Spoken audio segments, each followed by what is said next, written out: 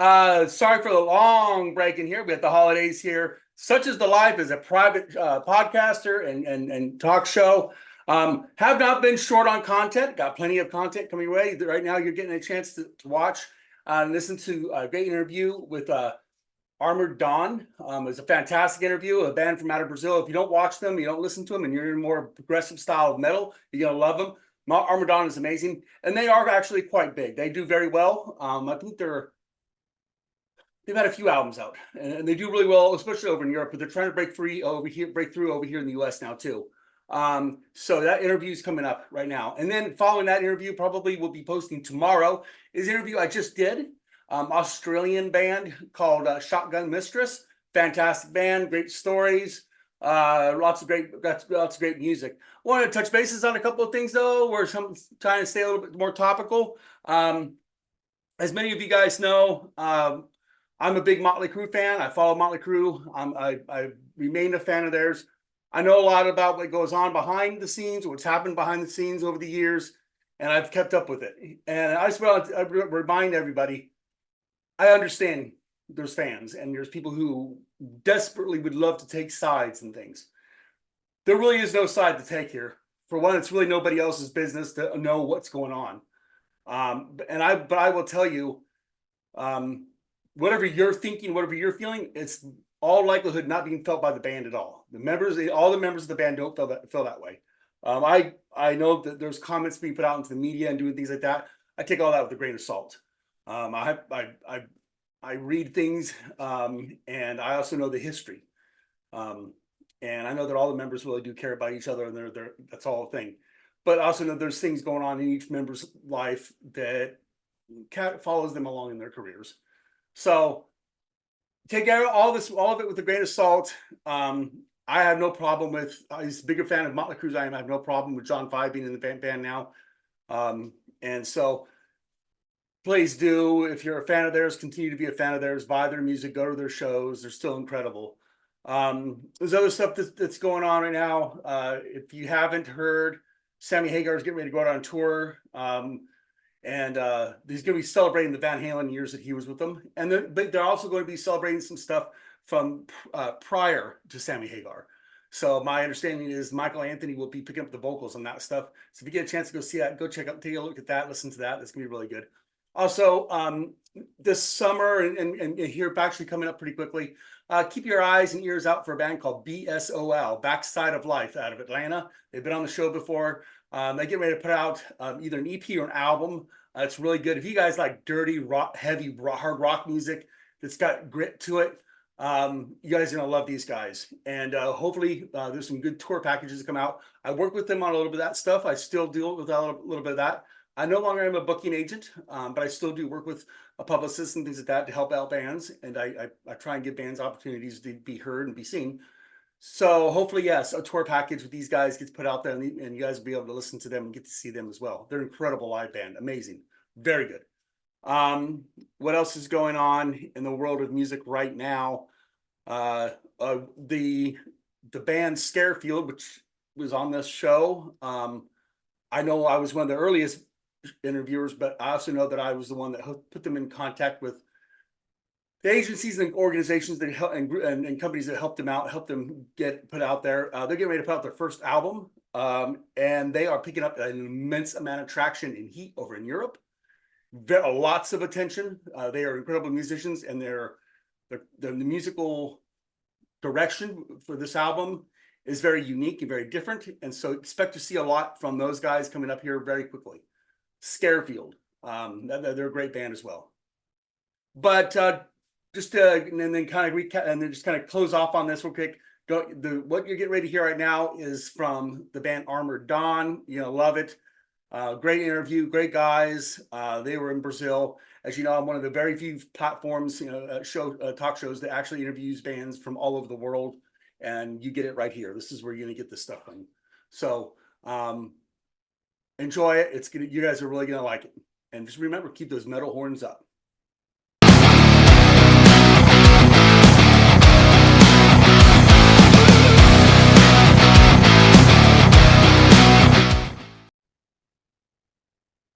Hey folks, welcome to Gino's Talking Rockin', where we talk all things hard rock and heavy metal, and tonight is no different. Talking with an incredible metal shredding guitarist from an incredible band. If you guys haven't checked them out, you need to go check them out. Armored Dawn. These guys are incredible, an amazing band, killer name, and they're getting ready to put out your fourth album, right? Yeah, three albums out, and the fourth album should be out by December. So here he is, Timo. I'm not going to say your last name because I'll probably butcher it. So most people don't even try it. So I can help you out. It's Kaarkoski. Kaarkoski. Now that's yeah. Now that's is that Czechoslovakian? I think most people say it sounds like something Poland or something, but yeah, it's from Finland, so. Yeah, it sounds like something from Poland or Russia, but no, it's Finland. Right. So how have you been? We've had you on the show before. It's been a while, but we have had you guys on the show before. So how's everything been going? Everything been going hot. I live in Brazil. I'm from Finland and I live in Brazil, so I'm suffering from the temperature. Like now, I think it's like 90 degrees, and it's not even summer yet. The summer is just coming because opposite like USA or Europe. No, summer. Our connection's a little bit sketchy, so they be hot as fuck. So besides that, we've been rehearsing and start playing around South America. We've been doing lots of shows in around Argentina lately, and we're gonna go back there next Saturday and have some more shows there, and we're gonna book more shows in all over Latin America, Chile, Peru, Ecuador, Paraguay, Uruguay, you name it, we're gonna be there. And right. For the next after we release the album for the next year, we have bigger plans. One or two, we're gonna go back to Europe again. We've been there 5 times, and we're gonna go back to Europe. And surely this time we're gonna manage to go to USA. Oh yeah, absolutely. I mean, we were just talking about before you came on with how how badly we want Armored Dawn to come here, and some of the fans may know or may not know. I'm a booking agent as well, and we work with some of these guys, including Armored Dawn. So we're really hoping to get these guys over here and play some shows. As I said, killer. I mean, there's a whole genre and a whole market of music here that you guys fit right into and would do really, really well with. So I'm really hoping that you guys come over. I've heard the new music. I love it. I tell everybody that if you guys like good melodic metal, with great vocals, you got to check out Armored Dawn. That's great. So what? Are you guys with this new album? Was there any decision to make a different direction? You guys going to try to do something musically a little bit different, or are you guys going to kind of stay your path? We are kind of trying to mix the old school metal with some kind of slightly more modern variants. I mean, the new generation of the metal fans, they like more modern stuff like Five Finger Death Punch, which of course it's not so modern anymore because they're like 20 years old, but we try to get some more modern influences, especially in the keyboard part. We've been listening to bands like Rammstein from Germany, and we try to get some sound like that in the keyboard, not our age. We listen to music from 70s and 80s basically, so we try to not sound too much like everything we always listen to, and try to update a little bit the sound, kind of to attract younger people to listen to this kind of music as well, because our generation is getting old. The bands that we love now, they are retiring soon, so we need to update the metal and get the the show must go on. I think that's probably the biggest issue with heavy metal and hard rock bands today, is that you hear that from a lot of fans. We like it, but it sounds dated. Like, oh, well, that's a good point you made. That's a good point. I think bands like Accept, who I love. I love Accept, an incredible band, and I love the fact Tornello is in the band, the lead singer now. But their sound, they've done the same thing. They've kind of redirected their sound, and it's more sonic and it's heavy and it's got body to it. And you're like, yeah, that's what I'm talking about. It's really that's what I like. So especially when you get them live, that's fucking awesome, right? So that's a good point to be made up to. So like you said, you are making a little bit of a change, a little bit a little bit of a direction change as far as your sound, what you guys are trying to bring to the table. Yes. How are you guys with your so when your shows that you guys are doing down there? Are you guys received really well, or? Yeah. So surprising because there are lots of people, especially like we've been going to places that actually nobody goes. We chose in usually when bands go to Argentina, they go to Buenos Aires, and that's basically everything they know.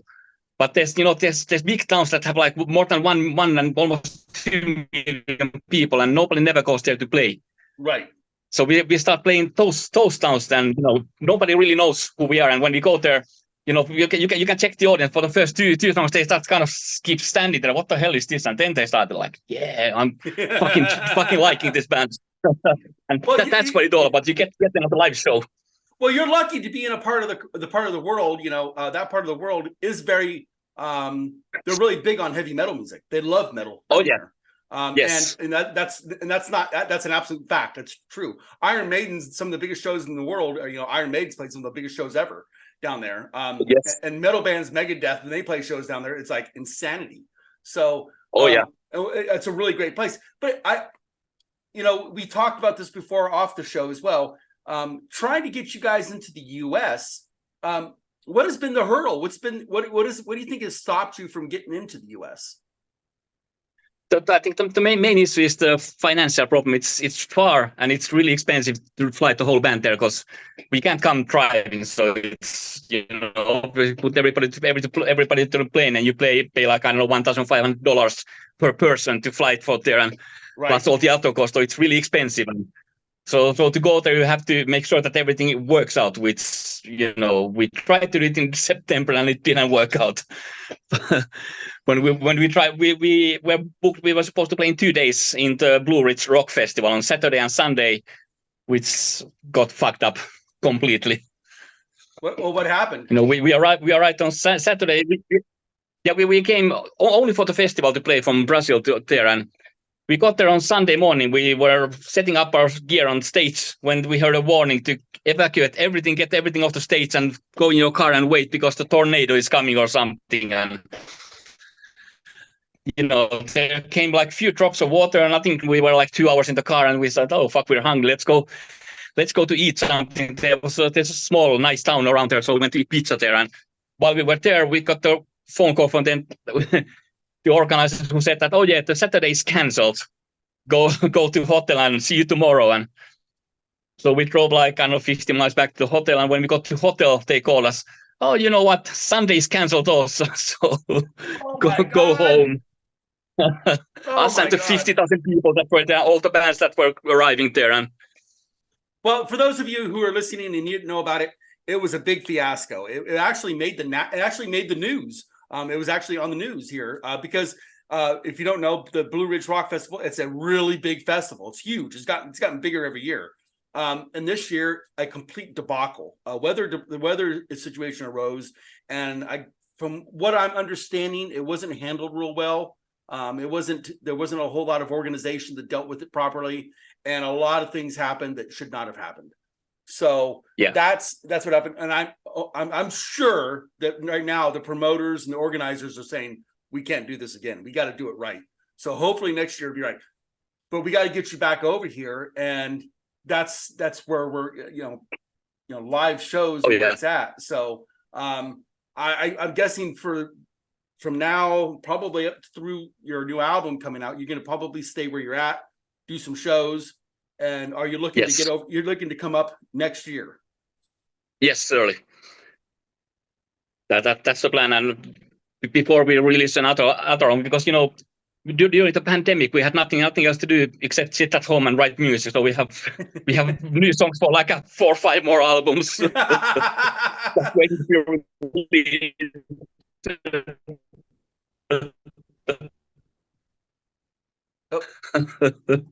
sit at home with your guitar and write songs.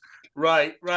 I think that's that was the case for a lot of bands. There's a lot of bands out there who like somebody at I can't remember which band it was at this point, but there was a band that wrote an album that came out during the pandemic, and then by the time the pandemic was done, they had written another album, and and so they, "Oh, are you going to tour the new album?" Like, no, we're going to tour the old album. We haven't even played the old album yet. So we're going to be, so don't expect new music for us for a few years because we have a few tours to do first. Like, oh, okay, that makes sense. So oh, yes, a lot of bands happens in the beginning of the pandemic. Like us, we had just released a third album. We had booked like 70 shows to play, and I think we managed to play the first 5, and then came pandemic, and the whole world stopped. And right. Well, I guess so. Yeah, that's the next thing to be said. The next part to be discussed is like, so you guys have this album that you guys are going to be coming out with, and you're going to have to tour it. You know, we were talking about package deals. So when you guys do a package deal and the bands that you play with, how do you guys pick the band? Let's be honest, and most people don't understand. You don't, the bands don't always pick. I shouldn't say this. I try to say this in a way that makes the most sense to the listener. Bands don't pick the bands that they tour with. It's usually booking agents, and if they're smart, the booking agent books them with a band that actually will complement each group. That doesn't always happen. Sometimes you'll get it on a tour with a band, and you guys will look at that band and go, "What the fuck are you doing on our tour? Why am I even here with you? What the fuck? Who thought of you?" You know, that happens. And there's been some really funny interviews with some other folks who talked about that stuff. But most of the time, yes, booking agents who work with you guys make sure that you're with the bands that you're with. Yeah. But going forward, is that something you guys think about though? You guys, I mean, because you guys are a well-established band. I mean, people may not you come out with your 4th album. You guys are a really incredible band. You have a following. You got fans. So when you guys do tours and you bring a band along with you, what do you guys look for in an opening act? A band that's going to open up for you? Oh, we try to, the main thing, you know, the interesting thing would be if you actually knew some guys from the band, because, you know, you have to get along with the guys, because, you know, it's kind of like being married to somebody for a few weeks or a few months. You have to travel with the guys. You're gonna end up with them for like 24 hours a day. So if there's somebody who's an asshole, you know, that's not gonna work out. But sadly, that, you know, usually that's not possible. So you just try to pick up some band that, you know, that fits musically in the more or less in the same style. Not necessarily exactly the same, but, you know, kind of like, you know, you don't want to go on, put us on tour with a black metal band or something, you know, right? Because that's not going to work out. No, and I think that it's like when they did the Big Four show that was in it was filmed in the Big Four tour. It was done over in Europe, and they asked James Hetfield. They said, what have you learned? The question was something like, what have you learned from doing this tour? And his answer was, never let Slayer open up for you. Like, you can't follow Slayer. There's no following Slayer. Slayer's it, you know? Oh, yeah. So he said, we will never do that again. That'll never happen. And I think, but we laugh at it, but that's absolutely true. And probably, you know, a very climatic band like Slayer, and then you have Metallica, which I love Metallica. I'm a huge Metallica fan, one of their biggest. But I'm not. They're not Slayer, you know. So I could definitely see a rise, and then Metallica comes out like, oh, okay, you know. So I think that a lot of fans when they hear a band, anybody. Go ahead. Yeah, I think you put anybody to play after Slayer, I think they're gonna pretty much sound like Bon Jovi, right? Even if it's Metallica. But I think that's something to be thought of, and a lot of people have talked about that. A side note to this story, to this what we're talking about. The first time I saw Tesla, I grew up in Sacramento, California. Sacramento was like, that's where Tesla is from, and Tesla they were our heroes. We loved Tesla because they made it. They're huge, and they weren't makeup. They weren't glammy. They were just a great rock band. Like, oh yeah, they're killer rock and roll music. And they came to Sacramento, and they were opening up for Poison. And it was the most awkward show to watch. And it was, and to this day, Tesla has said they love the guys in Poison, great guys, really great guys. But there was no business to be that tour. That tour should have happened. It made no sense. Yeah. And because you had a hard rock band like Tesla that brought the show and just kicked the shit out of everybody. And then you had Poison. And people were like, oh, well, okay. So it was like a very awkward thing. So I think a lot of bands, I think that's the case for a lot of these bands. And I bring this up, I'm mentioning all this stuff because when I watch you guys, I've not seen you live, but just the videos. You guys put on an incredible show. You guys are really an amazing live act. And it's got to be intimidating for a lot of other musicians to be around you. If you got, again, to the fans that are listening, you need to listen to these guys. They are next tier incredible musicians. These guys are incredible musicians. And they put on an incredible show. The music is amazing. And your lead singer is very, very operatic. His range is amazing. Oh yeah, and the good thing about him is that he doesn't really try to sound like everybody, because you put on any like melodic metal record, you can expect to hear somebody singing high pitched voices like Michael Kiske of Halloween, and right, that he goes completely different direction. So it's really not what people expect, and people really like that, and me too. And I think it fits really well to the style of the band. Absolutely, it's something really different. I think it's really cool. Well, where did he come from? Did you guys just, well, I guess let's pedal back for a second. So when you guys formed the band, how did the band get formed? Actually, he was the one who started the band. He was looking for musicians. In the beginning, he met of the formation that we have today. Only guy in the original formation was the keyboard player. But I think they really didn't release anything. They started playing around and did some demos and something. And then the keyboard player, he was my friend. So he called me if I want to play, and started getting the other guys. And we did the first album in Denmark with Tommy Hansen, who recorded the keyboard to have 7 keys of Halloween and lots of hard rock albums there in Denmark. And then after the first album, we chased a drummer, and we found a drummer who was from thrash metal band, and so the sound got automatically a little bit heavier, and that's where we're still at. So we didn't.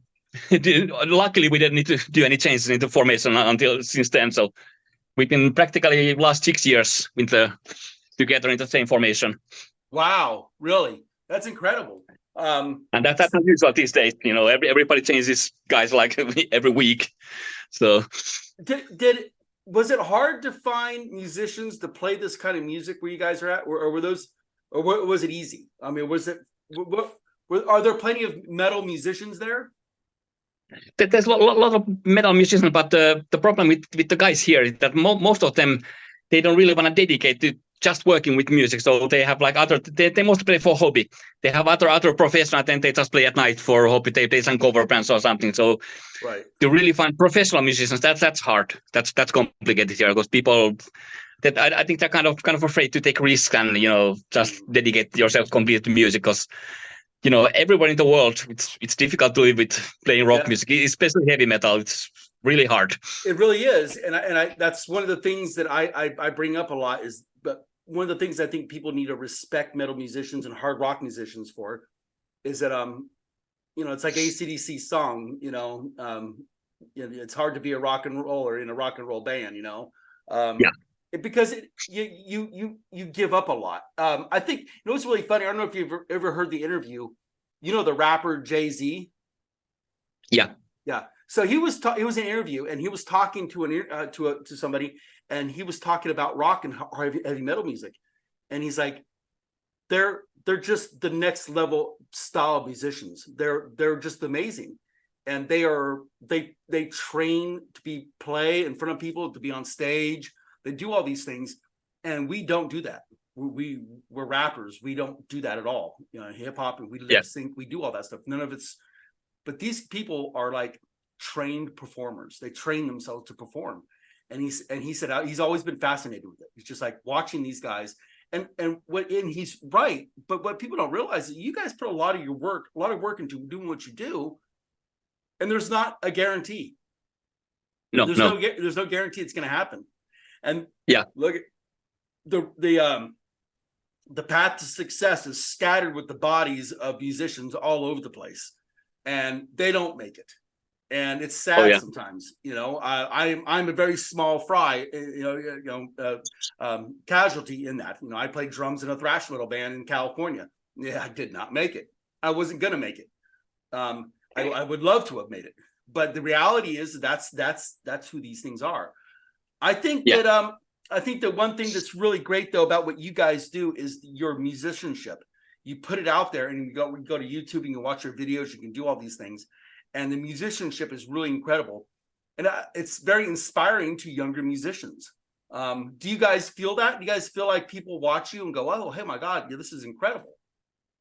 Oh, yeah. You know, so sometimes, you know, we some songs we practice until the level that, you know, we sometimes know that people, they kind of come to in front of the stage to see that, you know, wait, this sounds exactly like the CD. Let's see, are these guys really playing? Is this playback? And you know, oh, he missed one note there in the one shot. So they are actually playing it, everything live. So, well, that's what it is. You practice until you get to the level that you need to be able to perform. Right, and I think that, you know, you're right. And I think the other thing that's really important about that, well, you brought it up, is, you know, the fact that you're live, you're really playing your music. And and I think, you know, in today's world, and we know the controversy behind all this stuff. Now there's a big controversy about with rock bands that are doing it, using back-end tracks and lip syncing and doing these things, which is like disgusting, and it's terrible. And when you see a band, it's like I think that who was it? Somebody, it was Metallica. I think Kurt Hammett messed up a guitar line through the never or something. He messed up something, and the crowd loved it because it was real. It was like, no, he's a human being. You mess up, you make mistakes. It's okay, you know. Exactly. So even Metallica, man, they're huge. Yeah, they still make mistakes. Yeah, I played it a million times. I messed it up. No big deal, you know. Oh yeah. But have you guys? I mean, just being honest here, have you guys ever felt pressured by anybody to do that, to use backing tracks, to do something like that?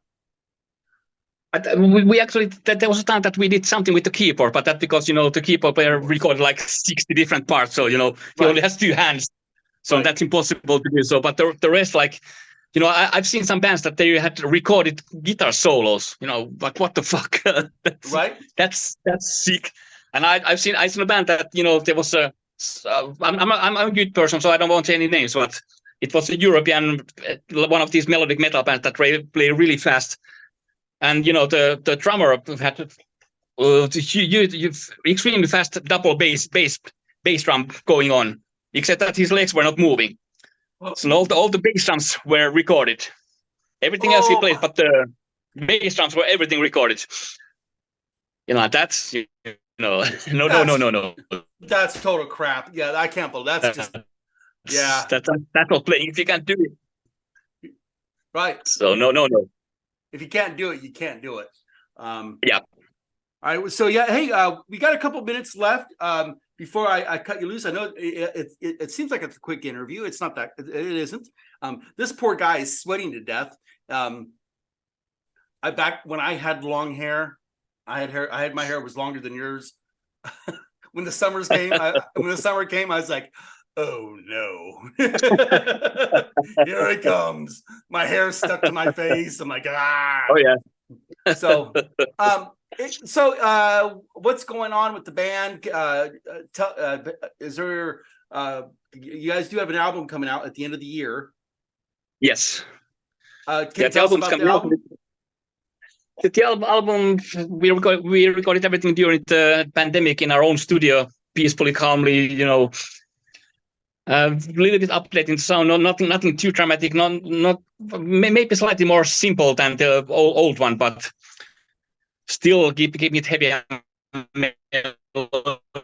like we always have been, and trying to get it out there. And we've been doing shows in Argentina lately. We are booking shows in Peru, Chile, and all over Latin America. And we should be going to Mexico in a few weeks to the, I think it's a Heaven and Hell or Hell and Heaven festival, and we should be playing there. And yeah, basically that's gonna be until the end of the year. We're gonna just be playing South America, and until in the next year, as soon as the album is out, we're gonna start going to Europe. We're gonna do a bigger tour in South America, then we're gonna go to Europe, and God damn it, we're gonna have to come to USA. Please, Hopefully, please. Yeah.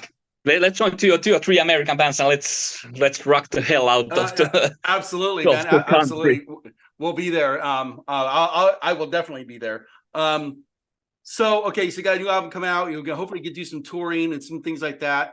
And you guys have a website for fans to buy merchandise.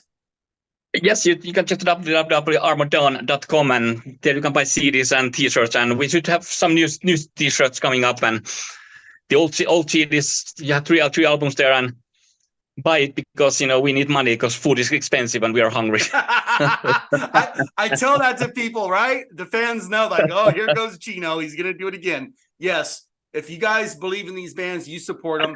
Go buy their merchandise. Support these guys. We want these guys playing metal and shredding and making our ears bleed. We don't want them flipping burgers and working a 9-to-5 job to pay their bills.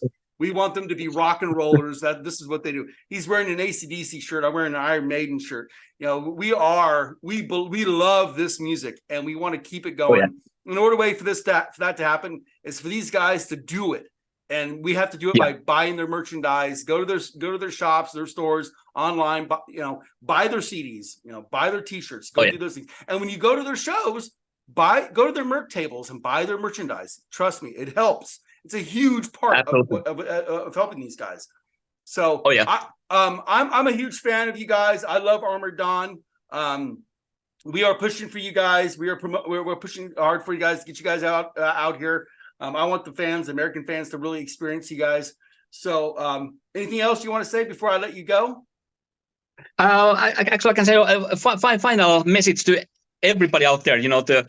The old band that we like, Iron Maiden, Metallica, all the big great bands, they are old. They are retiring soon. So, what you need to do, the next generation, the next Metallica, the next Iron Man, they are playing today in some local bar next to you. Go out there, go see the local bands. They need support. They do. The next big thing is out there. Go there and find them. I agree 100%. I agree with you 100%. They are all out there. There's some great bands. We book those bands. We push those bands out there. And I love them and I believe in them. I love you guys and I believe in you guys. The metal horns are up for you all the time. Once again, guys, thanks for joining us today for this. This is Gino's Talkin' Rockin'. We talk all things hard rock and heavy metal. Tonight was no exception. It was probably even like an exclamation point onto this because it was Armored fucking Dawn bringing the metal to us and talking to us, and they're going to let us have it. So go to their site, buy their merch, support these guys. We love it. And always just remember, when you're feeling down, you're feeling a little low, throw those metal horns up and praise the gods. Ronnie James Dio, metal horns up.